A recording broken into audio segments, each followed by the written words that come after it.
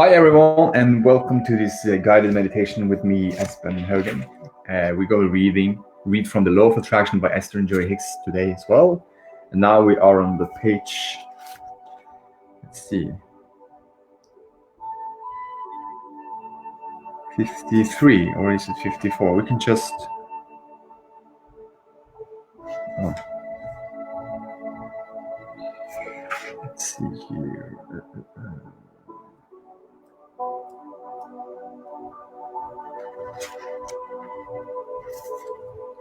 Just moving forward to find the pages, but it's all good.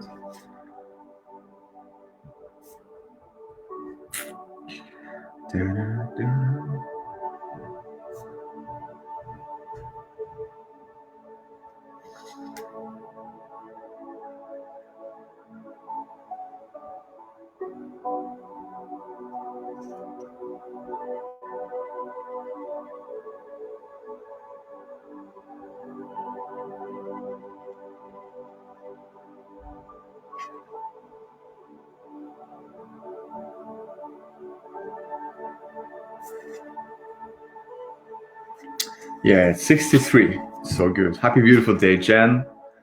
And happy beautiful day, everyone who is here. So good.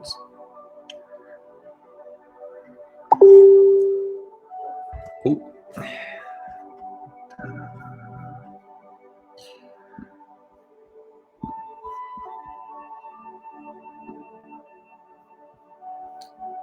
No, so let's start reading. Good.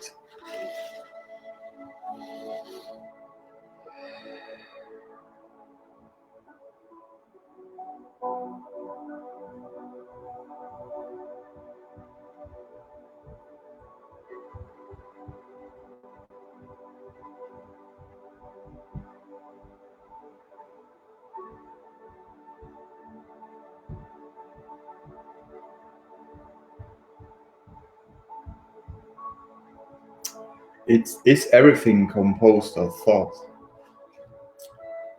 Jerry asking. Is everything and everyone composed of thought, or by thought, or neither? Abraham answered. Abraham. Both. Thought can be created by other thoughts through the power of the law of attraction. Thought is the vibration that the law of attraction is acting upon.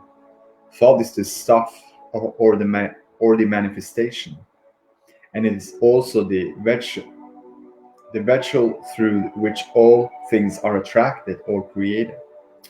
See your world as a sort of well-stocked kitchen where every possible ingredient that has ever been pondered, considered, thought of, or wanted exists in an abundant, never-ending quantity, and see yourself as the chef soliciting forth from the shelves of your kitchen whatever ingredients in whatever quantity you desire, and you are mixing it all together for the creation of your cake, which currently pleases you. I want more joy, happiness, and harmony. Jerry, what if someone would say to you, Abraham, I want to be more joyful.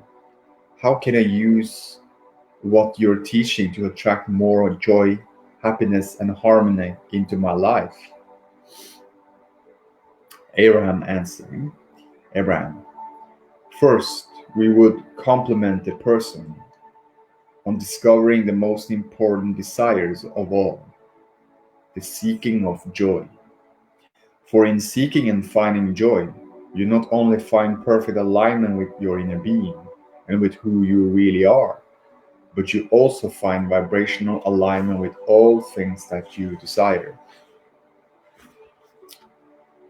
When joy is really important to you, you do not allow yourself to focus upon things that do not feel good. And the results of thinking the result of thinking only thoughts that feel good will cause you to create a wonderful life filled with all things that you desire. When you hold the desire to be joyful and you are sensitive to the way you feel, and therefore guide your thoughts in the direction of things that feel better and better. You improve your vibration, and your point of attraction becomes one that will only attract, through the law of attraction, things that you desire. Deliberately guiding your thoughts is the key to a joyful life, but a desire to feel joy is the best plan of all, because in the reaching for joy, you find the thoughts that attract the wonderful life you desire. Happy beautiful day, Scott. So good. Isn't isn't it selfish to want more joy? Jerry, some would say that for a person to want to be joyous all the time would be a very selfish way to want to be, as for desiring joy is a negative. Abraham, we are often accused of teaching selfishness, and we always agree that we certainly do teach selfishness. For you cannot perceive light from any perspective other than from that of yourself. Selfishness is the sense of self. It is the picture that you hold of yourself, whether you are focusing upon yourself or another. You are doing it all from your selfish, vibrational viewpoint, and whatever you are feeling is your point of attraction. So, if from your perspective of self you are focused in a way that you are feeling good, then your point of attraction is such that the things that you are attracting through the law of attraction will pleases you when they get there. If, however, you are not selfish enough to insist upon focusing in a way that feels good, and you are focused upon something that feels bad, then your point of attraction is such that you are negatively attracting, and you will not like what is coming when it gets there. Unless you are selfish enough to care about how you feel, and therefore direct your thoughts in such a way that you are allowing a true connection to your inner being, you have nothing to give another anyway. Everyone is selfish. It is not possible to be otherwise. Have a beautiful day, Martha. So good. So, which is more moral? Moral, giving or receiving? Jerry, so you would seem to see as much that is right and joyful in giving as in receiving. In other words, you don't see one as morally superior to the other. Abraham, because of the powerful law of attraction, whatever you are giving, by the way of your vibrational offering, you are receiving. The law of attraction is always accurately sorts things out and brings to everyone the matching product of their thoughts. So when you give a thought of well-being, you always receive the matching equivalent. When you offer thoughts of hatred, the law of attraction cannot bring you loving results. That defies the law. Often when people speak of giving and receiving, they are referring to gifts of action or material things. But the law of attraction is not responding to your words or action, but instead to the vibration that is at the basis of those words and actions. Let us say that you see those who are in need of something, perhaps that have no money, transportation, or food. And as you see them, you feel sad because you're focused on the lack and activating that within your own vibration. And from your place of sadness, you offer them the action of money or food. The vibration that you are transmitting is actually saying to them, I do this for you because I see that you cannot do this for yourself. Your vibration is actually focused upon their lack of well-being, and therefore, even through even though you have offered money or food through your action, your dominant offering is perpetuating their lack. It is our encouragement that you take the time to imagine those people in a better situation. Practice the thought of their success and happiness in your own mind. And once that is the dominant vibration that you hold about them, then offer whatever inspired action you now feel. In that case, because of the dominant vibration of your being, as you're holding them as your object of attention, you will attract a matching vibration of well-being from them. In other words, you will uplift them, you will assist them in finding the vibration that matches their desires for well-being instead of the vibration that matches their current situation. In our view, that is the only kind of giving that has value. So the question is not which is superior, giving or receiving. The question is which is superior, focusing upon what is wanted or upon what is unwanted. Which is superior, uplifting another by believing in their success or adding to their discouragement by noticing where they are. Which is superior, being in alignment with my inner being and then taking action, or being out of alignment and taking action. Which is superior, adding to one's success or adding to one's failure. The greatest gift that you could ever give another is the gift of your expectation of their success. There are as many different worlds as there are the perceivers, beings, or individuals. You are not here to create one world where everyone is the same, wanting and getting the same. You are here to be that which you want to be, while you allow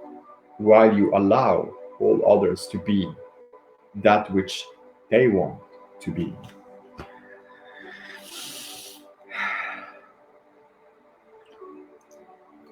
So good. Okay. What if everyone got everything they wanted? Jerry, let me play the part of devil's advocate here. If each of the selfish beings on the planet were putting everything they individually want, what kind of mess would this world be in? Abraham, it would not be, and it's not a mess at all. For through the law of attraction, they would attract unto them those who are in harmony with their intent. You see, this is a very well balanced place in which you live. There is some of everything here, in enough proportion, abundance, and difference to give you all of the ingredients for this vast and marvelous kitchen that you have come to participate in.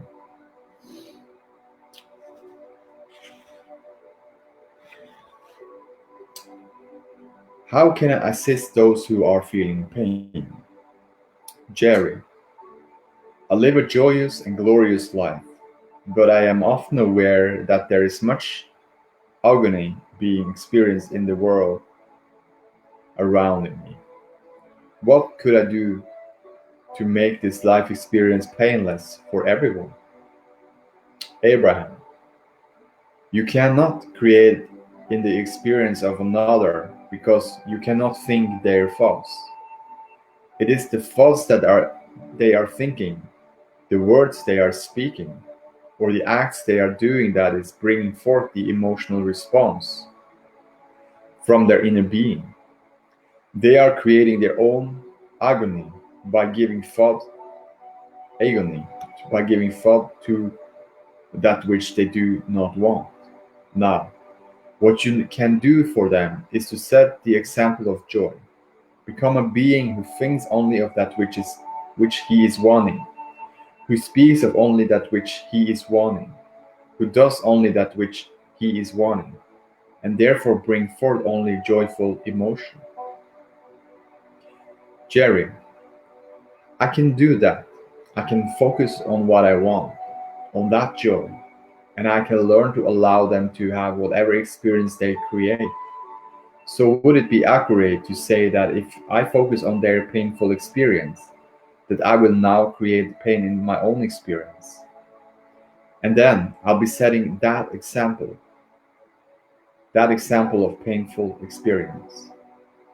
Abraham, let us say that someone in pain comes into your experience, and as you see them in their painful situation, a desire wells up inside of you that they find the way out of their painful situation. So their pain only brushed you slightly as you quickly identify your desire for their joyful solution. If you then turn your undivided attention to their successful resolution of their painful situation, you will feel no real pain, and you could be a catalyst to inspire an actual solution for them. That is an example of what true upliftment is. However, if you only focus upon their pain or upon the situation that it has caused them, you will activate within yourself the vibration that matches that, and you will also begin to feel pain as you then begin the attraction of that which you do not want.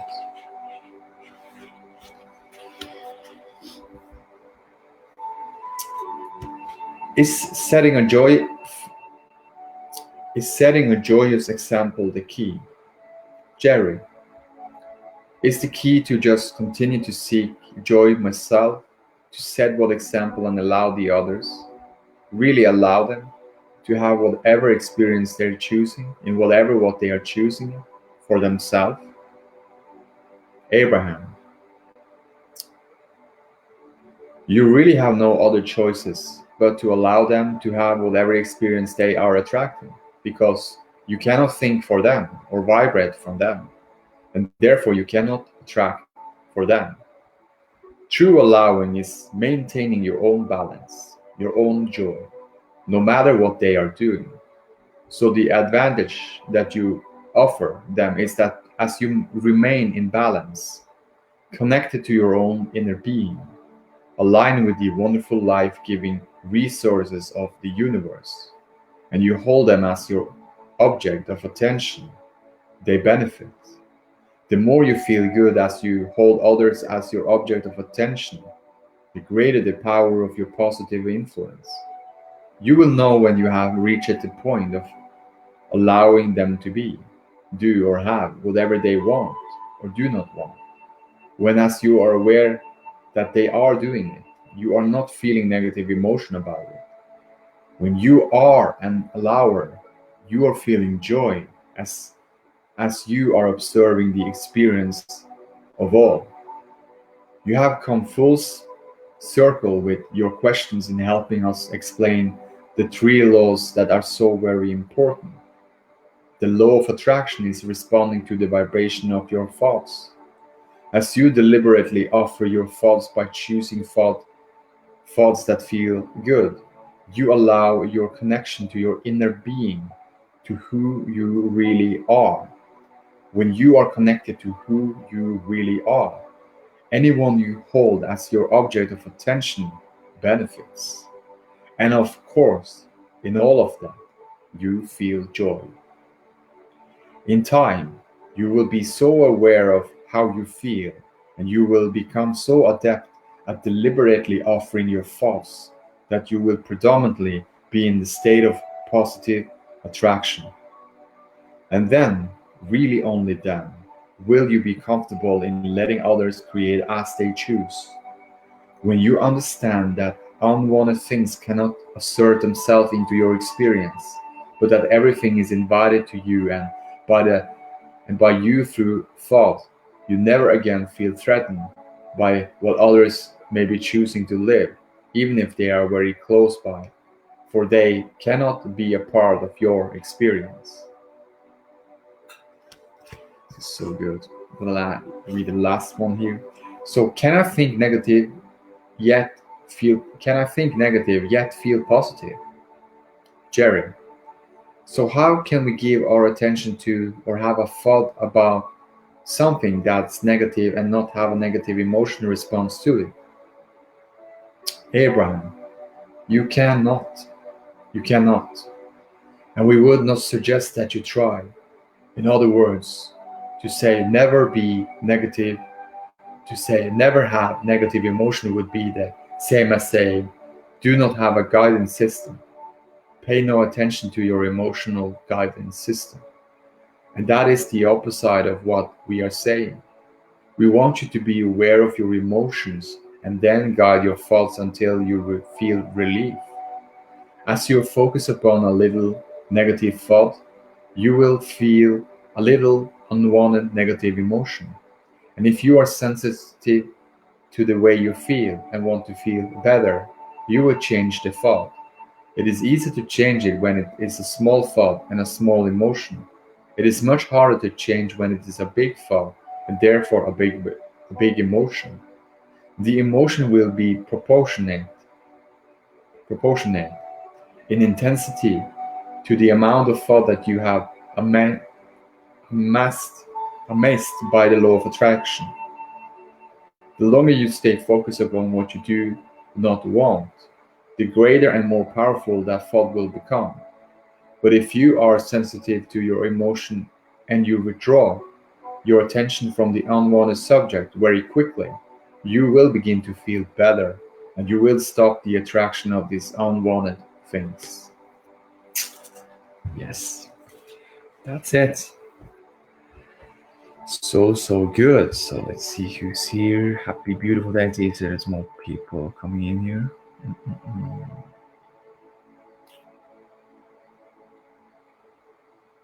We have Martha, yeah, and we have Julie. Happy beautiful day, Julie, and Miles. Mention that's who I see here now.